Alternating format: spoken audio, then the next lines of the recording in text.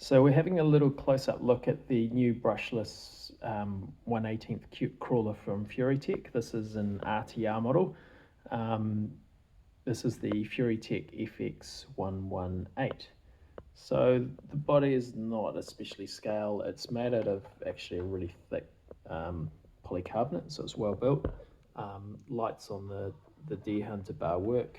I've unplugged them because I've only got one hand here, but they do plug into receiver to get their power there. So they're not on a separate channel, they just turn on when the battery turns on. Speaking of the battery, I like rubber band holders on small battery. It's lightweight and they're really actually practical rather than having any complex holder. So the battery itself is 600 milliamp hour 2S.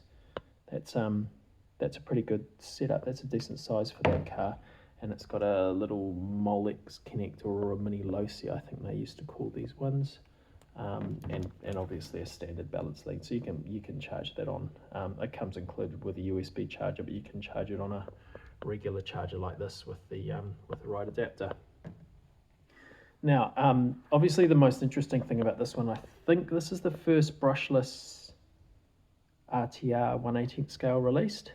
Brushless sounds weird in a crawler. We usually associate them with high speed, sort of high power efficient models, but in a crawler you can actually, with the right ESC, you can get amazing control at low RPM. So, and the next interesting thing about this brushless motor, as you notice, is the bell turns. So this is called an outrunner, where the magnets are on the outside of the outside stator, and the fixed magnets are on the outside, and the electromagnets are on the inside. So this is a bit like a quadcopter motor. So the disadvantage of these is they're a bit harder to mount, but the advantage is if you can mount them appropriately and give them enough air around them, they actually run really cool. It isn't really cold, so have really good cooling associated with them. That's powered by the Furitek Lizard Art ESC. Now, from what I'm told, these ESC and motor combos, sorry, I'm just trying to get the brightness right here, they typically go for about $150 US for the set, so to have it included on a $200 RTR is pretty good. That ESC, having known from use it a little bit before, is simply amazing. The low speed control is like nothing I've sort of had. Mind you, I haven't had any brushless crawlers before, so it's hard to compare. It's also, you can control the throttle curves and some of the other functions by Bluetooth, which is it's pretty cool, and it's very small. Moving on quickly, so the receiver is actually an OEM FlySky unit. It uses the new ANT protocol. This is one of the really nice compact receivers with the antenna built in, so it's a nice unit. Four channel, only 2 are used. Yeah, moving on to the chassis. Look at all the options for mounting the suspension. So heaps of options here, and also with the tie rods too, so you can change the geometry a lot. Speaking of the suspension, these are actually oil-filled shops. They don't come oil-filled, but they do have the capacity to have dampening if that's what you want to run. If you do, I'd recommend running a fairly light oil because you don't need a lot of dampening in these. They come with a set of soft springs installed. They also come with a spare pair of hard springs if you want to stiffen things up and, again, change the suspension dynamics. What else have we got here?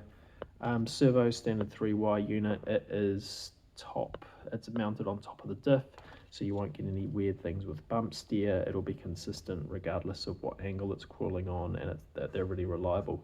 Steering, as I'll put in another video, it goes up to 45 degrees, which is the absolute maximum you can do for a four-wheel drive, so it's good to see they've maxed it out there.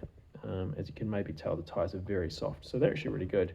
Not especially wide, and not a huge diameter for a 1/18th, but they feel really good, similar to the FMS model 1/18th ones that I've had in the past. Now, speaking of the chassis and the design, very low centre of gravity. Now that's going to help you a lot with crawler. Doesn't come standard with weights in the hubs though, so that's quite a good optional. So I've taken this shot here, so you can see these portal axles in the rear, and portal axles in the front to maximise the ground clearance. Portal axles in this car use metal gears, so that's good. Actually metal gears throughout, so just to be clear. The gearbox is in there. Drive shafts are telescopic plastic front and rear, that's fine for a 1/18. Interesting that the gearbox has a spare output there that runs in reverse just on the rear, so I don't know, maybe that's for something when you're not running portal axles in the rear, or you need a mechanical reverse for the front versus the rear. So that's quite an interesting setup.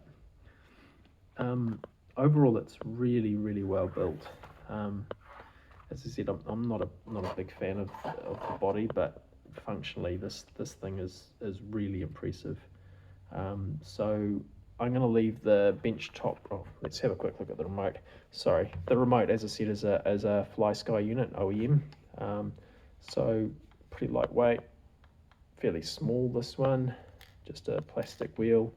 But knowing what FlySky like, really good reliable protocol on these ones. It's got 4-channel just so throttle, steering.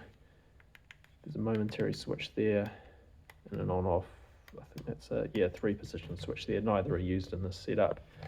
And you've got the ability to reverse the throttle and steering if you want. Not useful here. Options to bind. You've got throttle and steering, dual rate and trims. It takes 4 AA batteries, so yeah, pretty compact little unit. It says pretty plasticky, but they're actually they work really well, these ones. So I'm going to leave it there for the bench review. Have a check back on some of the other videos I've got. I'll have the crawling in action and showing you a bit of a close up of the steering and the low speed control.